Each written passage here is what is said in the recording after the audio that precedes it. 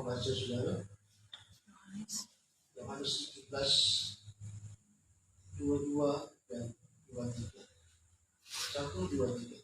Dan aku telah memberikan kepada mereka kemuliaan yang kau berikan kepadaku, supaya mereka menjadi satu sama seperti kita dalam satu. Aku di dalam mereka dan engkau di dalam aku, supaya mereka sempurna menjadi satu. Agar dunia tahu bahwa engkau yang telah mengutus aku dan bahwa engkau mengasihi mereka sama seperti engkau mengasihi aku. Haleluya. Terima kasih Tuhan. Ini adalah doa dari Tuhan Yesus sebelum saudara dia masuk ke dalam penyaliban. Dalam doa yang dinaikkan oleh Tuhan Yesus bagi murid-murid, ketika kita membaca saudara, maka itu juga doa persatuan ini ditujukan juga kepada kita setiap umatnya. Nah saudara, apa yang dituliskan oleh kitab Injil Yohanes ini senada dengan yang dituliskan oleh Rasul Paulus dalam kitab 1 Korintus pasal 1 ya, ayat yang ke-10, bahwa Rasul Paulus menasihati kepada jemaat yang ada di Korintus agar mereka betul-betul memiliki kesatuan hati. Kunci persatuan itu adalah adanya kesehatian ya, yang baik, baik itu dalam pikiran, dalam perkataan, bahkan juga di dalam kehidupan berjemaat. Ya. Jadi saudara, yang namanya perbedaan itu, bahkan juga yang namanya perpecahan itu sudah ada sejak dulu, gitu ya. Jadi bukan hanya ada di organisasi di luar gereja, ya.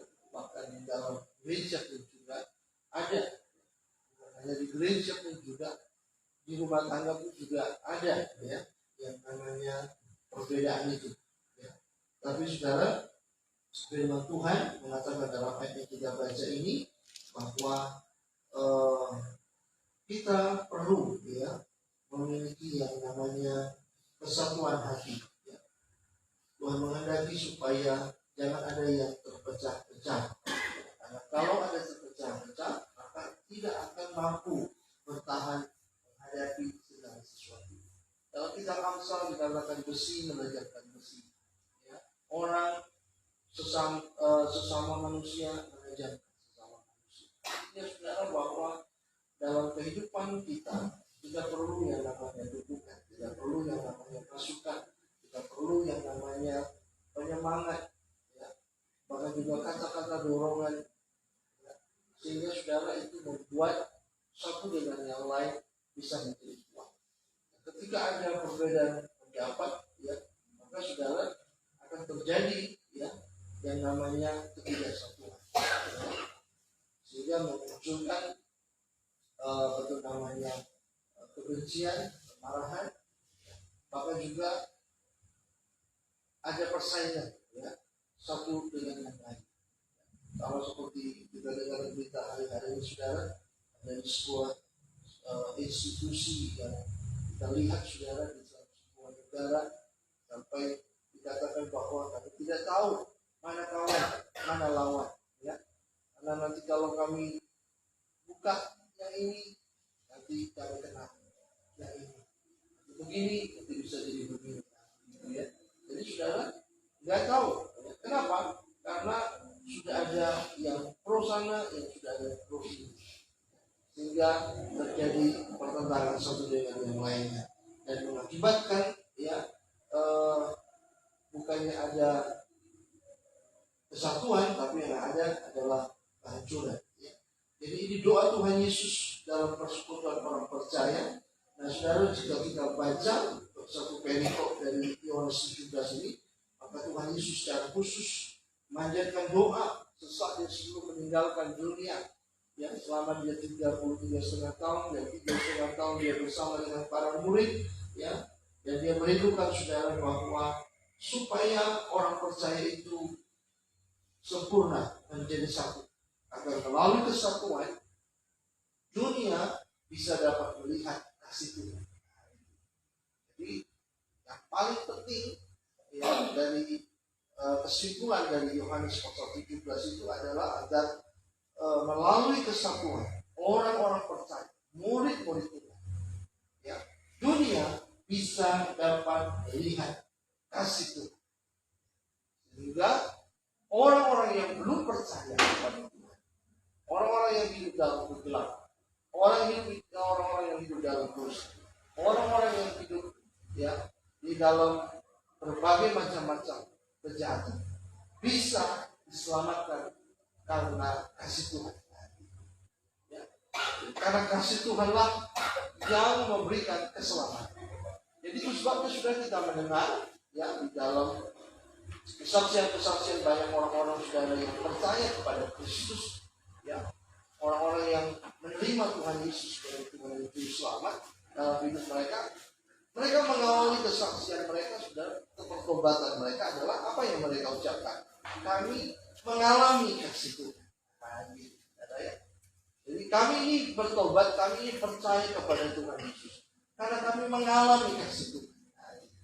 Jadi saudara, kalau tidak ada kasih Tuhan dalam hidup orang-orang percaya, ya, maka saudara, dunia tidak bisa melihat kasih Tuhan. Ya.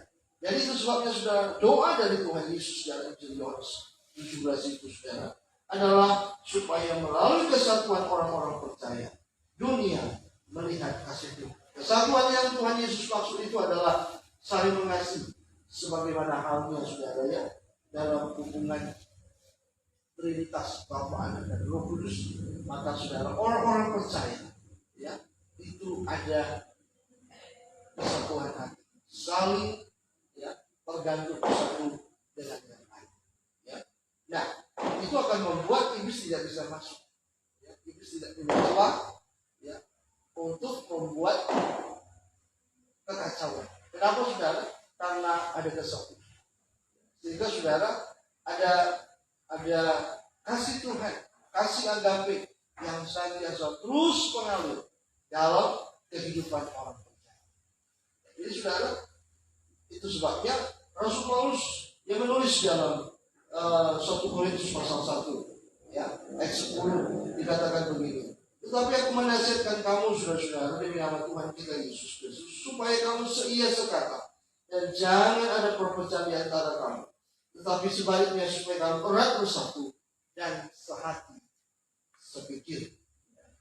Jika dengan demikian, saudara, maka akan ada yang namanya kekuatan dalam sebuah kesatuan.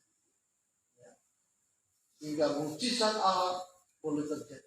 Ketika keluarga bersatu, ya, maka saudara ada mujizat yang terjadi.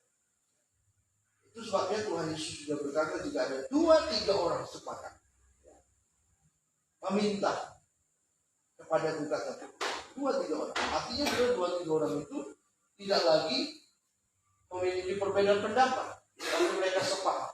Gitu ya. Mereka sepakat. Maka ketika kesepakatan terjadi, ya, maka orang yang bersepakat itu sama-sama menaikkan doa kepada Tuhan. Jadi selama ada kepentingan, ya, sekalipun hanya 3 orang tapi punya kepentingan masing-masing, itu tidak ada kesepakatan. Jadi saudara, yang namanya kesatuan itu tidak melihat jumlah, ya. Tunggu 12 orang dulu baru yang namanya terjadi kesatuan. Tidak. Di dalam 3 orang, 4 orang pun bisa ada terjadi ketidaksamaan. Dan itu juga tidak akan ada mujizat. Ya, 4 orang kalau punya kepentingan masing-masing, tidak akan bisa bersatu. Ya. Itu sebabnya, ya, firman Tuhan dalam 1 Korintus ini, Rasul Paulus menasihatkan supaya kamu seia sekali. Jadi sama-sama satu bahasa, satu tujuannya. Dan juga saudara satu yang mau dicapai. Sehingga mujizat Allah terjadi ketika ada satu kesepakatan.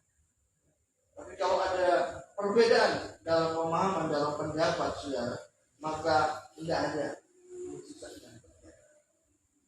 Dalam Mazmur 133 pun juga Tuhan berkata, kesanalah diperintahkan ya berkat Tuhan kepada siapa itu? Kepada orang yang bersatu. Jadi sudah Tuhan mau supaya kita sebagai keluarga, ya, dalam rumah tangga maupun juga saudara sebagai jemaat Tuhan, ya, mari saudara kita menjadi satu, ya, supaya kita bisa dapat benar-benar mengalami mujizat Tuhan dalam hidup kita, dan supaya kita pun juga bisa dapat memancarkan kasih Tuhan kepada banyak orang, sehingga ini menjadi pintu masuk bagi kita untuk kita bisa dapat mudah bersaksi, ya, untuk membawa jiwa-jiwa datang kepada kita. Jadi saudara, kita harus bisa memiliki kasih Tuhan itu dalam hidup kita. Belas kasihan Tuhan itu terjadi karena ada kesatuan. Kalau tidak ada kesatuan, kita akan merasa saudara agak canggung. Kita akan merasa sepertinya ada intimidasi. Bagaimana caranya mau kita bicara tentang kasih Tuhan, sementara kita sendiri merasa bahwa kita belum bersatu. Dan orang pun juga tidak bisa melihat kasih Tuhan itu, ya, di dalam kehidupan kita. Tapi ketika ada itu, maka itu langsung nyambut. Itu langsung saudara bisa dapat terkoneksi. Kenapa? Karena setiap orang itu melihat ada Tuhan di dalam kehidupan kita, ya. Jadi saudara, kita memiliki komunitas, ya, baik di dalam keluarga, di dalam pelayanan, dalam gereja, ya. Mari saudara kita mau pelihara itu, ya, supaya kita bisa dapat benar-benar memiliki kekuatan dalam kesatuan, ya. Kesatuan dalam untuk mendapatkan kekuatan, sehingga sudah kita tidak mudah, ya, dicerai-beraikan, tidak mudah untuk dilemahkan, ya, karena iblis akan cari celah, akan cari celah, akan cari sumber, akan cari penyebab, ya, bahkan dari yang hal-hal yang remeh-temeh pun juga, ya, dari hal-hal yang simpel, yang hal yang sepele pun, kalau iblis, ya, punya peluang dia bisa masuk, ya. Jadi tidak harus sesuatu yang besar yang baru dia bisa masuk, sesuatu yang kecil pun dia bisa masuk. Firman Tuhan mengatakan jangan beri kesempatan, ya, kepada iblis. Kenapa? Karena peluang yang kecil pun, yang remeh-temeh pun dia bisa masuk, dia bisa dapat membuat kekacauan, ya, membuat kehilangan damai sejahtera, membuat kehilangan sukacita, sehingga tidak ada kesatuan. Nah, doa Tuhan Yesus ini saudara, ini merupakan pesan terakhir buat kita saudara, untuk kita boleh dapat benar-benar mengingat, ya. Karena Tuhan Yesus berkata dalam ayat ini, dikatakan saudara, supaya aku di dalam mereka dan engkau di dalam aku, supaya mereka sempurna menjadi satu, agar dunia tahu, ya, agar dunia tahu. Kata dunia tahu itu agar supaya orang-orang yang belum percaya kepada Tuhan, maksud, ya, supaya orang-orang yang belum percaya kepada Tuhan tahu bahwa Yesus itu, ya, benar-benar telah datang ke dunia untuk mengasihi setiap kita, dan memberikan keselamatan, ya. Jadi saudara, ini yang luar biasa, supaya kasih Tuhan itu nyata, ya, bagi setiap, ya, orang-orang yang belum mengalami kasih Tuhan, sehingga kasih Tuhan itu menyentuh kehidupan mereka. Kasih Tuhan itu merestorasi, ya, kehidupan mereka. Sebab orang-orang di luar Kristus tidak akan pernah mengalami kasih Tuhan, sekalipun mereka secara jasmani, mereka cukup dalam hal keuangan, mereka cukup terkenal, atau mereka memiliki segala sesuatu dalam hidup mereka. Tapi kasih Tuhan itu adalah kasih yang spesial, yang tidak bisa dimiliki oleh siapapun, yang tidak bisa disamakan dengan uang, dengan harta, dengan kekayaan, ya, dengan hal apapun, ya. Karena kasih Tuhan itu, ya, itu membuat seseorang mengalami, ya, damai yang luar biasa. Itu sebabnya saudara, ini yang dimaksud oleh Tuhan Yesus, supaya dunia boleh dapat menerima dan mengalami kasih Tuhan itu, ya, di dalam hidup mereka. Kasih Tuhan itulah saudara yang sanggup membuat orang-orang percaya kepada Tuhan dan meninggalkan segala sesuatu, ya, apapun itu.